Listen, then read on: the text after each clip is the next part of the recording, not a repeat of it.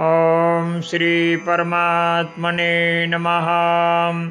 श्रीमद्भगवद्गीता अथ 12.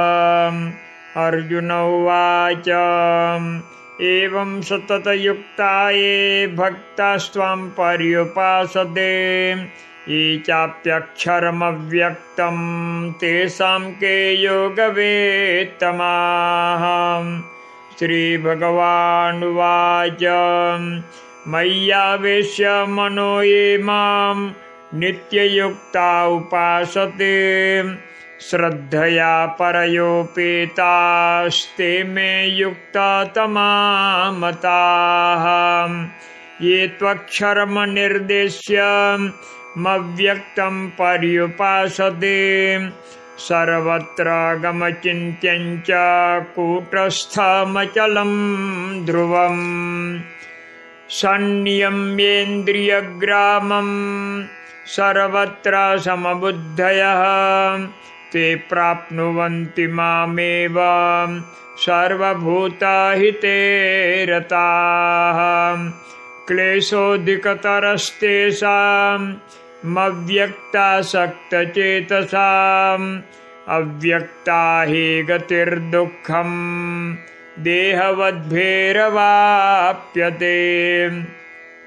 ये तु सर्वाणि कर्माणि मयि सन्न्यस्य मत्पराः अनन्येनैव योगेन मां ध्यायन्त उपासते तेषामहं समुद्धर्ता मृत्युसंसारसागरात् भवामि न चिरात् पार्थ मय्यावेशितचेतसां।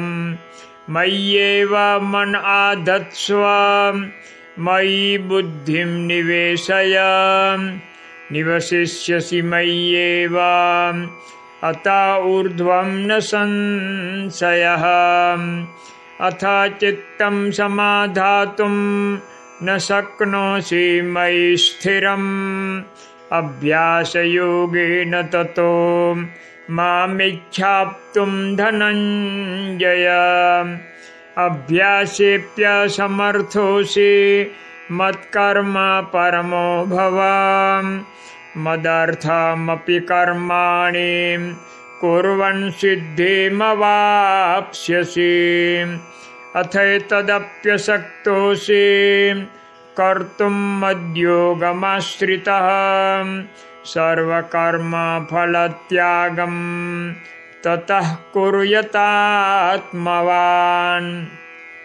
श्रेयो हि ज्ञानमभ्यासात् ज्ञानाद्ध्यानं विशिष्यते ध्यानात् कर्मफलत्यागाच्छान्तेरनन्तरम्।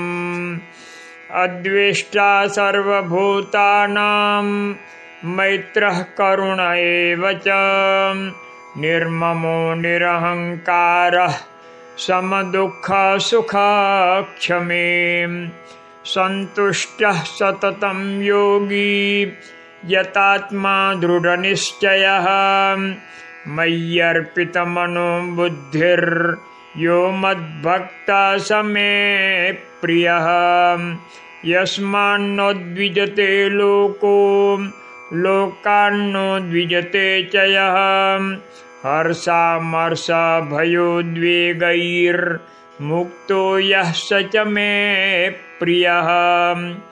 अनपेक्षः शुचिर्दक्षः उदासीनो गतव्यथः सर्वारम्भ परित्यागी यो मद्भक्तः स मे प्रियः। यो न रुष्यति न द्वेष्टि न शोचति न काङ्क्षते शुभाशुभपरित्यागी भक्तिमान्यः स मे प्रियः। समः शत्रौ च मित्रे च तथा मानापमानयोः शीतोष्णसुखदुःखेषु समः सङ्गविवर्जितः। तुल्यनिन्दास्तुतिर्मौने सन्तुष्टो येन केनचित् अनिकेतः स्थिरमतिर्भक्तिमान् मे प्रियो नरः। ये तु धर्म्यामृतमिदं यथोक्तं पर्युपासते श्रद्धाना मत्परमां भक्तास्तेतीव मे प्रियाः।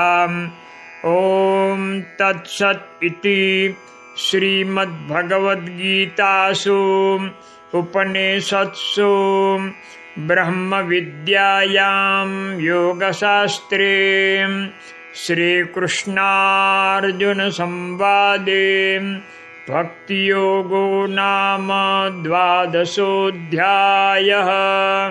श्रीकृष्णार्पणमस्तु।